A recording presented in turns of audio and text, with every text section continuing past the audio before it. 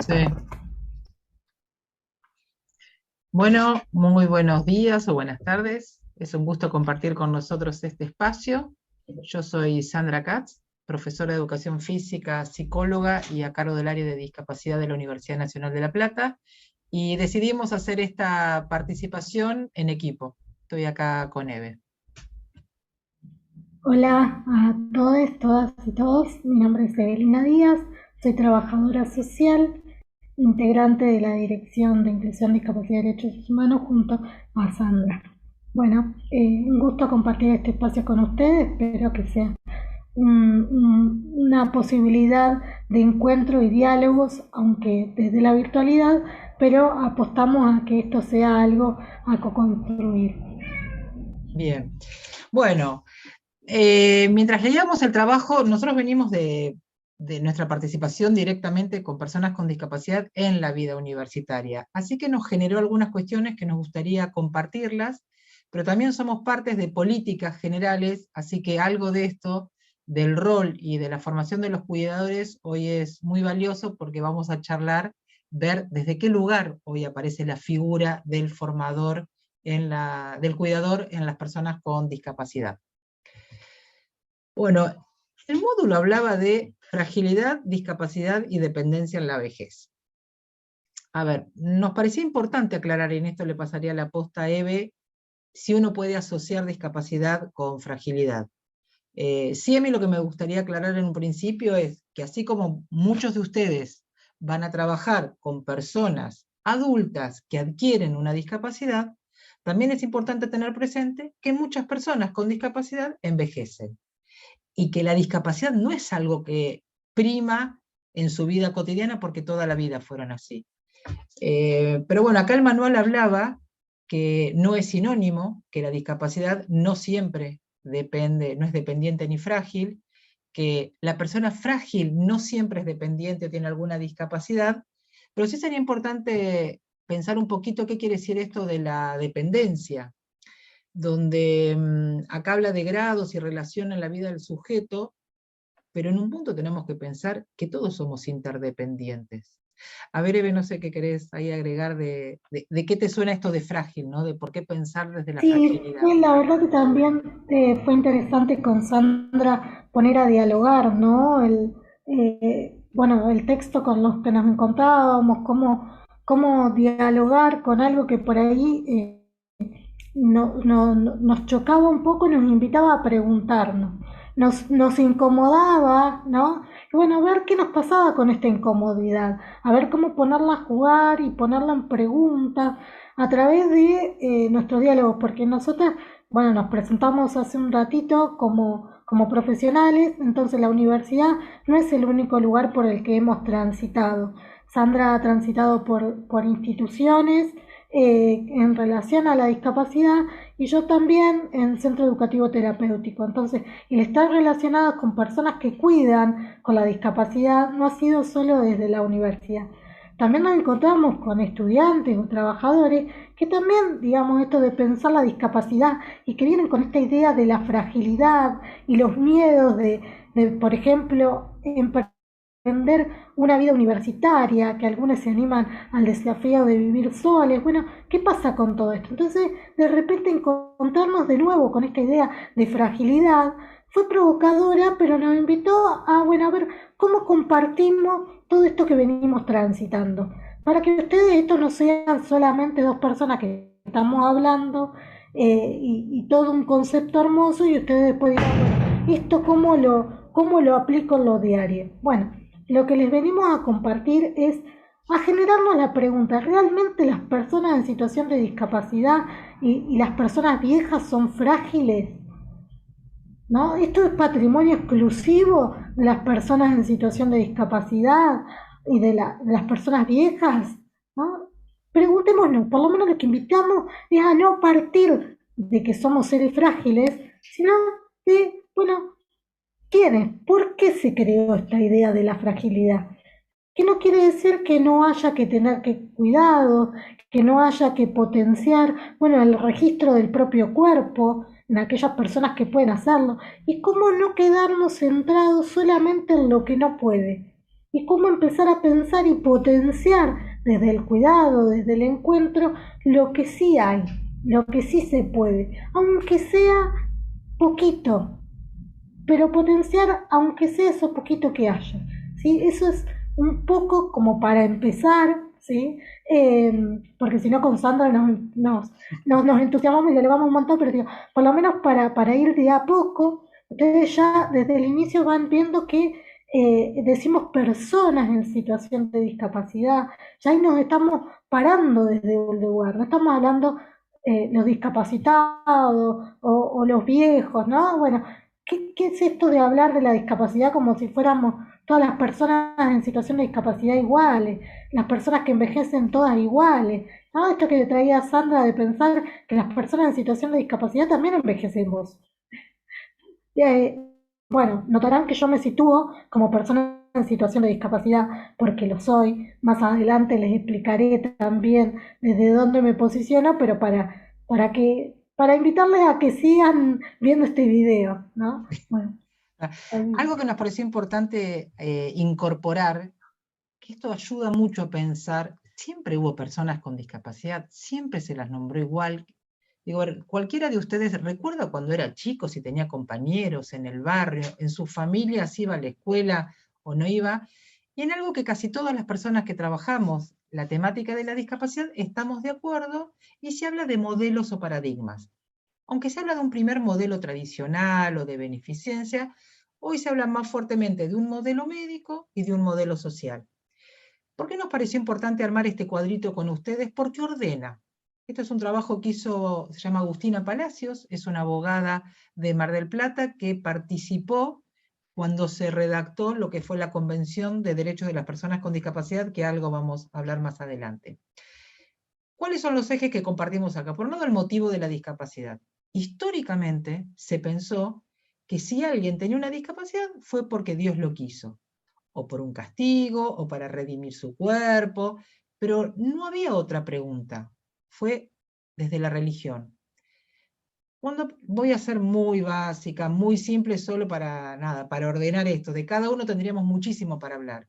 Y tener claro que cuando hablamos de paradigma no es que se superan. Hoy mucha gente sigue creyendo y posicionada en relación a algo hice, algo me merezco, algo pasó para que me pase esto a mí, y lo dejo ahí a criterio de cada uno, que cada persona o cada familia encuentra respuestas a eso que le está pasando. Pero pensar que fue porque Dios lo quiso, medio que nos deja sin posibilidades de intervenir. Está ahí, por algo será. Cuando la ciencia empieza a avanzar, todo el modelo médico lo que empieza a decir, eso que le pasa a ese cuerpo no tiene que ver con que Dios lo quiso, sino hay algo biológico, hay algo orgánico.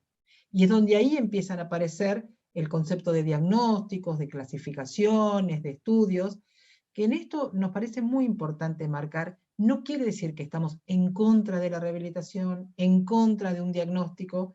Lo que siempre nos preocupó es que una persona, cuando pasa por la mirada médica y se da un diagnóstico, deje de ser persona con derechos, hijo, esposo, esposa, madre, hermana, novia, sino pasa a ser un diagnóstico. Y es el ciego, el sordo, el Down, el paralítico cerebral.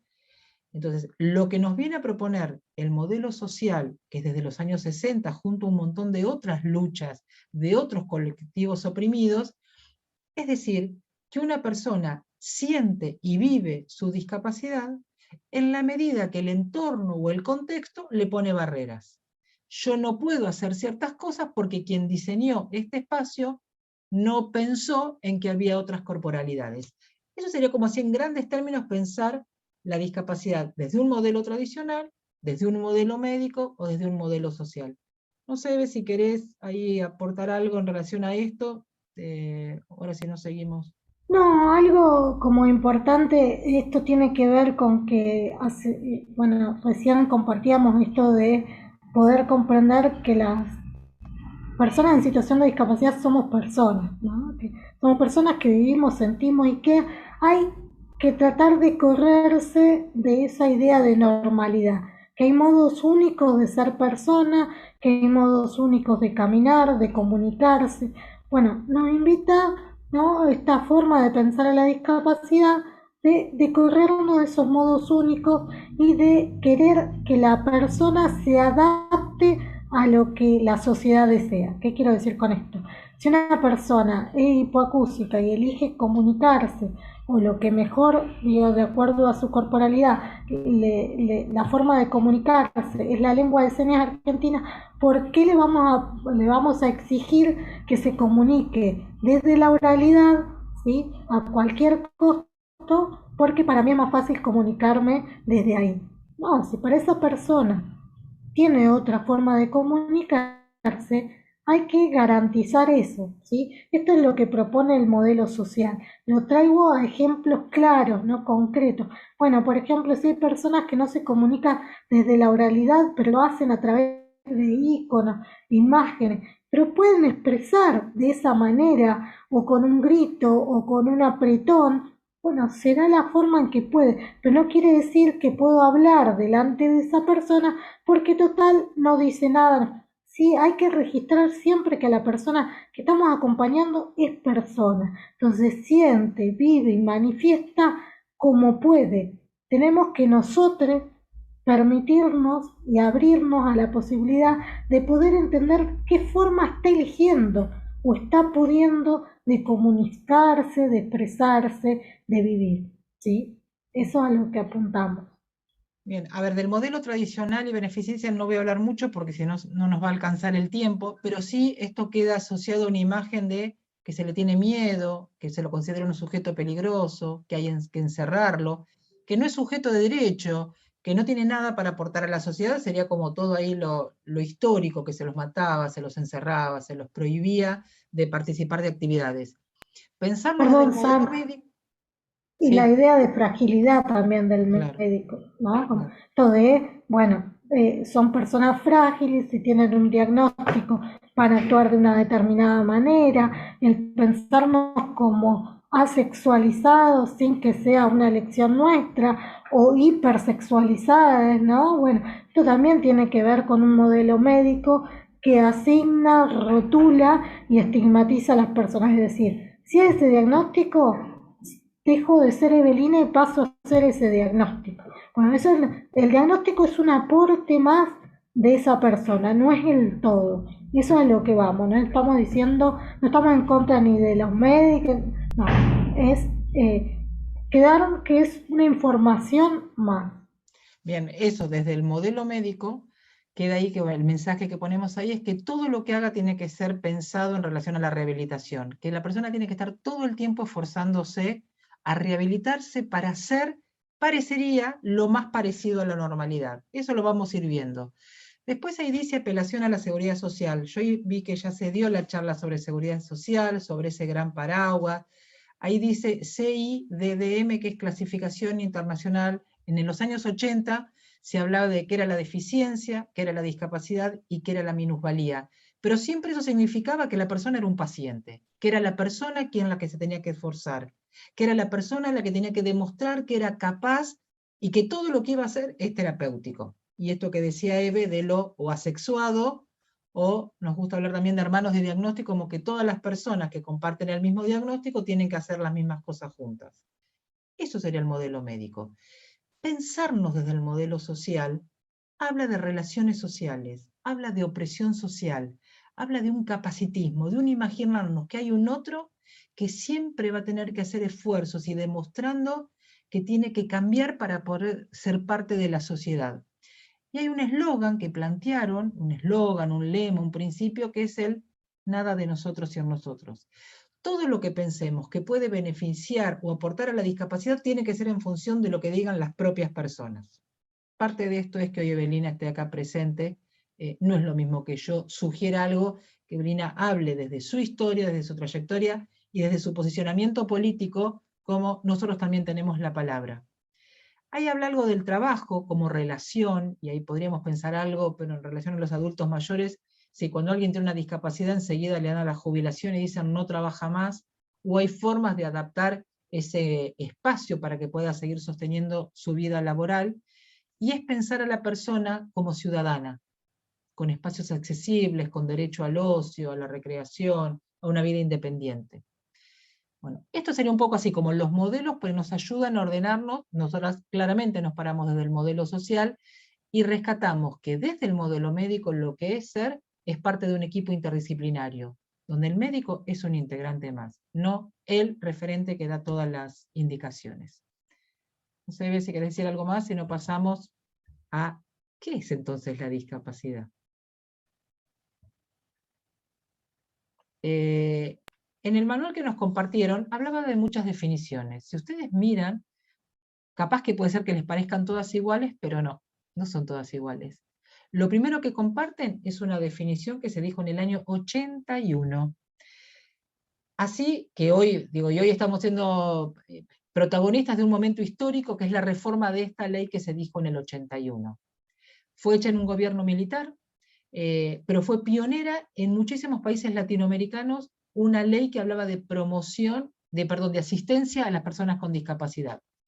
Y lo que plantea esta definición es que se considera persona con discapacidad a toda persona que padezca una alteración funcional, permanente o prolongada, física o mental en relación a su edad y su medio físico, que le implique desventajas para su integración social, familiar, educacional o laboral.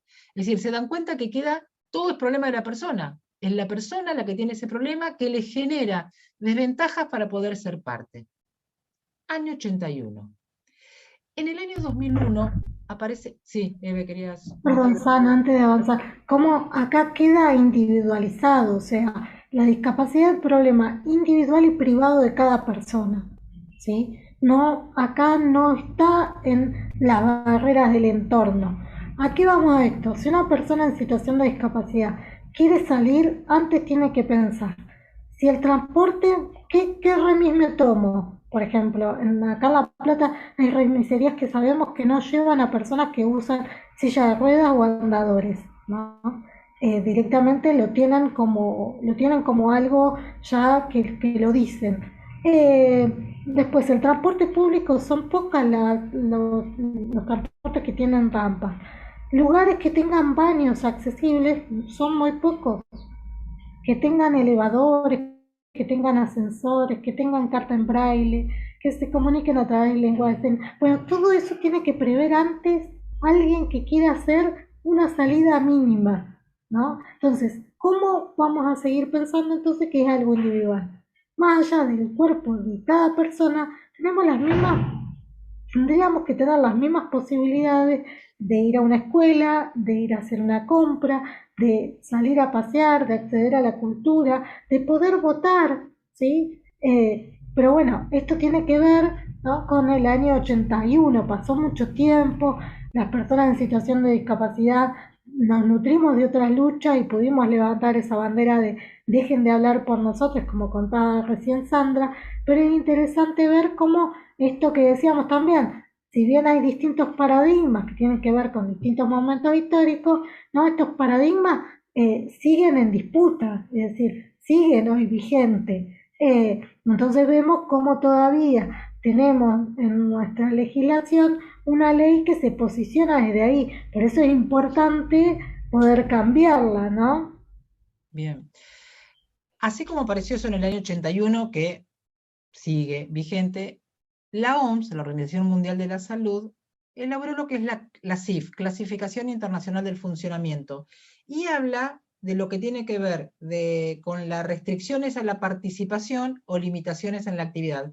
Es un gran avance porque habla de lo biopsicosocial, pero cuando habla de condiciones de salud y factores contextuales, sí, sigue ubicando a la persona como que algo tiene que hace que no pueda ser parte. Después aparece la convención, ¿no? Ahí nosotros estuvimos viendo que ustedes trabajaron también con la Convención de los Derechos de los Adultos Mayores. En el año 2006, también a las Naciones Unidas, con la participación de muchas y organizaciones, personas con discapacidad, acuerdan en esta convención.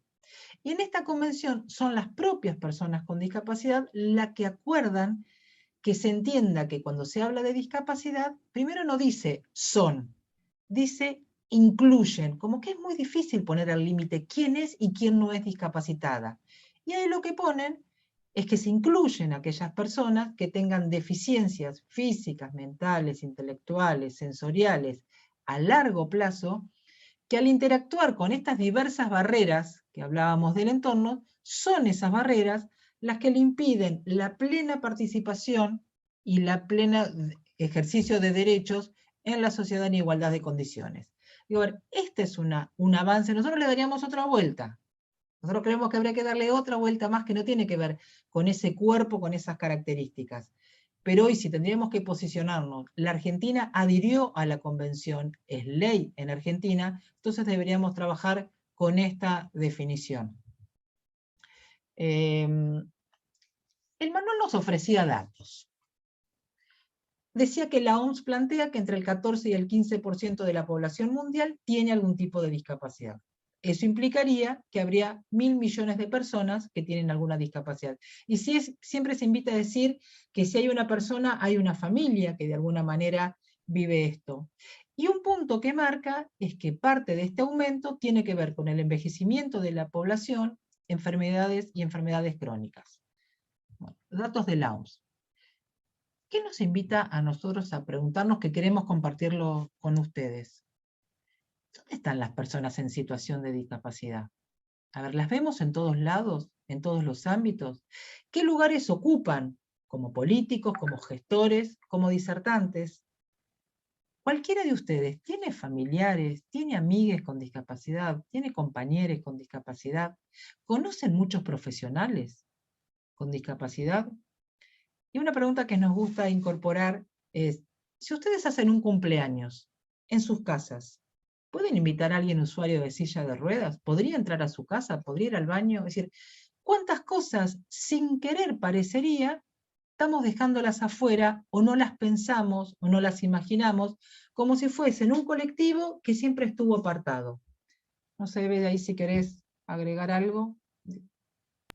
Sí, estas preguntas las hacemos un poco para incomodar, para provocar, porque entendemos también que desde ahí, de hacernos cargo que como sociedad reproducimos. Sandra hoy hablaba del capacitismo. Bueno, capacitismo tiene que ver con esto, de que hay una sociedad que reproduce, ¿sí? Formas de discriminación y de opresión a determinados cuerpos, a cuerpos que no encajan. Entonces, hacernos esta pregunta nos invita a preguntarnos, bueno, ¿a quién estoy dejando por fuera? ¿A quién estoy invisibilizando? ¿Dónde están las personas en situación de discapacidad si somos tantos? ¿Es verdad que somos un grupo minorizado? ¿Es real eso que somos pocas las personas en situación de discapacidad? ¿Qué pasa que cuando fui a la escuela no tenía compañeros en situación de discapacidad? ¿Qué pasa que los docentes no eran personas en situación de discapacidad? ¿Qué pasa con el cupo del 4%? Bueno, preguntarnos, esto es lo que queremos, como no solo traerles verdades ni certeza, porque la verdad no las tenemos, sino también compartir preguntas que nos van surgiendo a nosotras, ¿no? En este transitar. Sí, y ahí me gusta siempre aclarar que el que no tuvo vínculo con personas con discapacidad, y esto como que inaugura un diálogo, no pensarla un otro tan otro diferente. Tenemos más cosas en común. Digo, a veces no está tan claro quién es ese otro diferente. Bueno, se nos está acabando el tiempo, pero queríamos rápidamente. Había una parte que hablaba de las legislaciones, que al que le interesa después la leerá. Una es esta que dijimos, la de la 22431, que marcó, inauguró. ¿Qué es esto de la protección integral, no? Es alguien que cuide y protege al otro. Después aparecieron lo que son las prestaciones básicas de habilitación y rehabilitación, que esto es lo que hoy llevan adelante todas las obras sociales. Cuando uno dice tiene que litigar o denunciar, es porque no cumplen lo que son las prestaciones básicas. Pero también quedaron como muy antiguas frente a los nuevos modelos prestacionales que hoy debería haber en la sociedad. Y está la Sí, convención. Sí, Eve. perdón, Son, en ese sistema de prestaciones básicas, como el nombre lo dice, ahí van a encontrar todo lo que en algunos casos, digo, no debería ser tan así, pero sabemos que en Argentina está todo centralizado en tener el certificado de discapacidad. Bueno, digamos, cuando esto ocurre, digamos, podemos decir que no todo debería ser por el certificado, pero sabemos que después la pelea va a ser que tengas el certificado. Entonces, en la práctica surge esto. Bueno, ahí es todo lo que el Estado debe garantizar. En algunos casos se garantiza a partir de las obras sociales y en otros a través del Estado, de la obra pública. ¿Sí? Eso es muy importante. En esa legislación van a tener absolutamente todo lo que debe garantizarse y por eso Sandra traía esto de litigar. Bueno, para saber si sí, porque digo, muchas veces entran en que esto no corresponde, esto no, bueno, ahí está todo desagregado lo que se debe garantizar para que una persona en situación de discapacidad pueda acceder a su rehabilitación. Bueno, el certificado sería interesantísimo que lo discutamos, si es tan necesario que uno tenga que acreditar bajo una evaluación externa. Uy, ¿estás ahí, Eve? ¿O se me fue la... Sí, ah, bueno, se me fue el PowerPoint. Bueno, ahí lo que hablaba o lo que venía ahora era lo del certificado de discapacidad. Si poder discutir si es necesario acreditar desde una evaluación de un equipo externo, ¿a qué puede acceder uno? El manual da varios datos de cuántos hay en Argentina, cuántos tienen, es mínimo. El tema es que parecería que es necesario tener eso para acceder a prestaciones. Bueno, del certificado de discapacidad también nos gustaría hacer una reflexión. Yo trabajé mucho tiempo en IOMA y parecería que para hacer un trámite alcanzaba con que uno muestre el certificado, es decir, ya dejabas de tener tu documento único, tu historia y tu trayectoria, para decir, a mí me dijeron que tengo este porcentaje de discapacidad. Y hace muy poquito, charlando esto con Eve, teníamos una compañera que dijo, mi certificado dice 100% de discapacidad. ¿Qué quiere decir eso? Que alguien circule con un papel que diga, sos 100% discapacitado. ¿Qué queda? A ver, ¿cómo pensar políticas? ¿Queda todo rehabilitación si alguien es 100% discapacitado? Bueno, yo no sé, yo diría bueno, y aparece la convención, como para dejarlo para el próximo, mm, pero te dejo a vos como para que sí. cierres Para esto. agregar esto de que decía Sandra, personas con 100% de inhabilitada, ¿no? Porque lo que se certifica esa posibilidad. No- ¿Qué ideas están haciendo esa persona? Bueno, piensen un poco, recreen, ahora lo que le vamos a compartir, que esa persona es una persona que tiene un título universitario, que vive sola, que tiene una pareja elegida, ¿no? Que tiene una vida, que no está en una cama postrada, que tiene apoyos, todo, o sea, tiene apoyos que son las personas que tiene, pero digo, no tiene a alguien que le asiste, puede vivir sola de forma independiente y está a cargo de su propia vida como para también, bueno, ir reconstruyendo esos ideales que nos hacemos. Sí, o creer que un certificado eh, habilita para tantas cosas. Sirve para algunas cosas, pero no es para nosotros tan determinante. Yo les diría que dejemos acá, acérquense al material, ahí les vamos a dejar una pregunta para que trabajen, y en el próximo vamos a meternos un poco más, bueno, ¿qué es esto de la convención? ¿Qué permitió la convención? Bueno, un Bueno, gusto. Chao, chao. bueno, nos encontramos en el próximo video.